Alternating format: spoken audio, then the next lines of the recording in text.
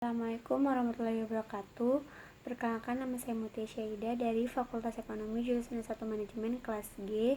Nah, di sini saya akan menjelaskan tentang bab 4, yaitu dimensi-dimensi struktur organisasi dan pengendalian kekuasaan. Dimensi struktur organisasi adalah pola tentang hubungan antara berbagai komponen dan bagian organisasi. Pada organisasi formal, struktur direncanakan dan merupakan usaha sengaja direncanakan dan untuk menetapkan pola hubungan antara berbagai komponen sehingga dapat mencapai sasaran-sasaran efektif. Kemudian pengendalian dan kekuasaan adalah yang mengatakan bahwa struktur organisasi dalam banyak hal merupakan hasil pilihan struktur dari mereka yang berkuasa sehingga mereka dapat mempertahankan dan meningkatkan pengendalian mereka semaksimal mungkin. Kemudian tujuan dimensi struktur organisasi, yang pertama mengetahui pengertian dimensi struktur organisasi, yang kedua mengetahui arti 3 dimensi struktur organisasi, dan yang ketiga mengetahui langkah-langkah formalisasi. Kemudian 3 dimensi struktur organisasi itu ada kompleksitas, formalisasi, dan sentralisasi.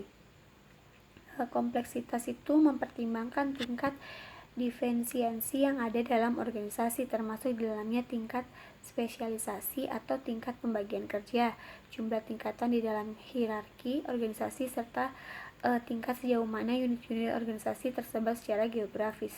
Kemudian formalisasi, yaitu sejauh mana organisasi menyandarkan dirinya pada peraturan dan prosedur untuk mengatur perilaku dari para pegawainya.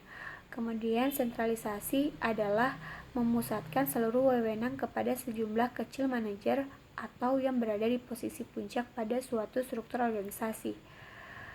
Kompleksitas dibagi menjadi 3, yaitu diferensiasi horizontal, itu merujuk pada tingkat diferensiasi antara unit-unit berdasarkan orientasi para anggota, sifat dari tugas yang dilaksanakan, dan tingkat pendidikan dan pelatihannya. Kemudian yang kedua, diferensiasi vertikal, merujuk pada kedalaman struktur, misalnya organisasi berbentuk tall atau flat, tergantung dari rentang kendali atau span of control. Kemudian yang ketiga, diferensiasi spasial, tingkat sejauh mana lokasi dari kantor, pabrik, dan personaliat sebuah organisasi tersebar secara geografis. Kemudian formalisasi bersifat eksternal, bagi pegawai, ada peraturan, prosedur, dan aturan ditetapkan secara rinci, dikodifikasi, dan dilaksanakan melalui pengawasan langsung. Kemudian perilaku yang diinternalkan melalui nilai, norma, pola perilaku yang diharapkan bagi pekerja dan organisasi, misalnya melalui pelatihan dan budaya organisasi.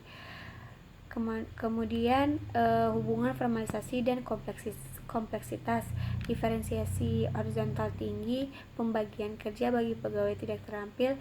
Formalisasi tinggi itu diferensiasi horizontal tinggi, pegawai profesional, formalisasi rendah. Kemudian teknik formalisasi, ada seleksi, ada persyaratan, peran peraturan, prosedur, dan kebijaksanaan, ada pelatihan dan ritual.